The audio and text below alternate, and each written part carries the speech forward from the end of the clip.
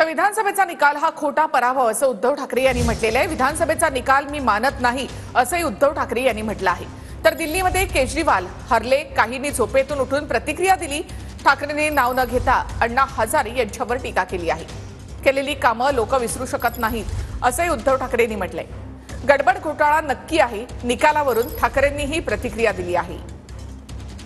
गुरुदेव, मी जे म्हटलं ते या गोष्टीचं वाटतं की काम करून सुद्धा ज्या वेळेला आता हा जसा निकाल लागला खोटा पराभव आहे, हा निकाल मी निकाल मानायला तयारच नाहीये विधानसभेचा, अजिबात नाहीये।